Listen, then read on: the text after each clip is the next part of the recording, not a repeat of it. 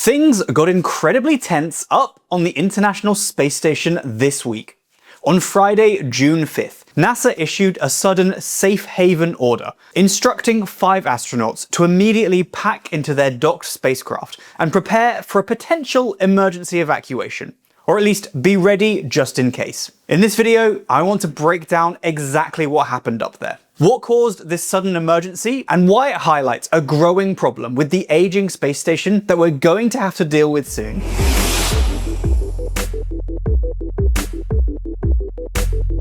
On June 5th, Mission Control in Houston radioed the station with a serious directive. They ordered 5 crew members to immediately enter the SpaceX Dragon Freedom capsule, don their spacesuits, and effectively batten down the hatches. The crew sheltering inside included the 4 members of the Crew 12 mission. That's NASA's Jessica Meir and Jack Hathaway, the European Space Agency's Sophie Adernaut, and Roscosmos cosmonaut Andrei Fedyev, along with a 5th astronaut called Chris Williams.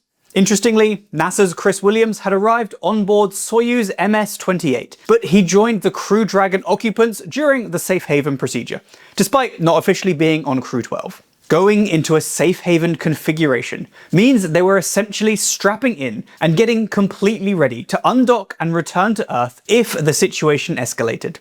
If a true structural emergency had occurred, the Crew Dragon is designed to execute an emergency egress, allowing it to autonomously, rapidly undock and carry the crew away from the station. Now, it's not super uncommon to have this happen, but normally when we hear about astronauts sheltering in their capsules, it's because a piece of space debris is hurtling towards the station. This time, however, the threat was kind of coming from inside the ISS. The cause of all of this drama was an ongoing issue with the Russian segment of the International Space Station, specifically the Zvezda service module. At the end of Zvezda is a transfer tunnel known as PRK. This specific tunnel has been suffering from microscopic cracks and small air leaks for years, dating all the way back to 2019. Roscosmos, that's Russia's space corporation, has been managing it with operational mitigations and patching it up periodically. However, earlier this week, while teams were conducting operations involving the newly arrived Progress 95 cargo spaceship, measurements suggested the leak rate had increased significantly. According to reports, the air loss escalated from about 1 pound per day up to 2 pounds per day. Due to this worsening leak, Roscosmos decided to attempt a much more extensive structural repair operation. This is where the story gets incredibly interesting and a little bit tense. The Russian cosmonauts who were conducting the repair were reportedly planning to cut into the ISS structure to get to the root of the problem. According to Reuters, citing unnamed NASA officials, NASA had concerns about a proposed repair technique that would have required cutting into part of the structure to access the leak. It was reported that disagreement over the risks of this approach may have contributed to NASA's decision to place astronauts in a safe haven configuration. To be clear, neither NASA nor Roscosmos has publicly provided detailed confirmation of these reports, but that's the word that's going around the paddock. NASA apparently strongly disagreed with this method. Any repair involving cutting into structural hardware on an aging space station carries inherent risk. They're just saying that they wanted everyone safe and ready to leave just in case the structural work compromised the station's integrity.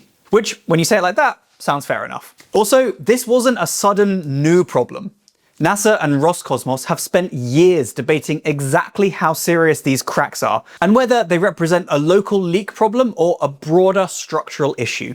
That's one reason Mission Control treated the repair work so cautiously. In fact, NASA's independent safety advisors have repeatedly warned that engineers still do not fully understand the root cause of the cracking.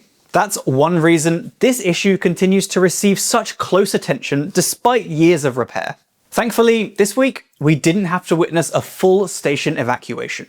About 2 hours after the astronauts retreated to the Dragon capsule, Roscosmos decided to pause the structural repair efforts. Instead of cutting into anything, they opted to take additional measurements and review areas where they had previously applied temporary and permanent sealants over the years. NASA later explicitly stated in their official update that they strongly supported that decision to pause the repair.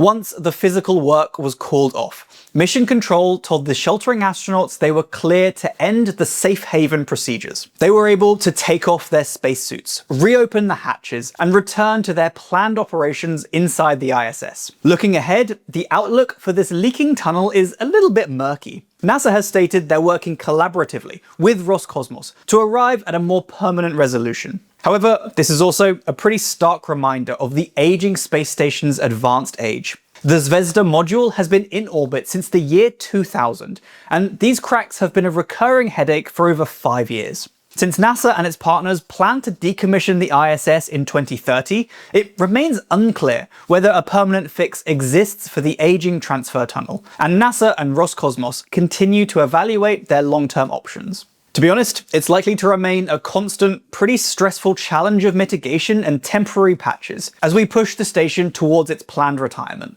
I'll definitely be keeping a close eye out to see what NASA and Roscosmos decide to do about that leak. Let me know what your thoughts are down in the comments below. And subscribe if you enjoyed this update and want to catch all of my videos about space and the universe. Until next time, stay safe, team. I'll see you soon. Bye!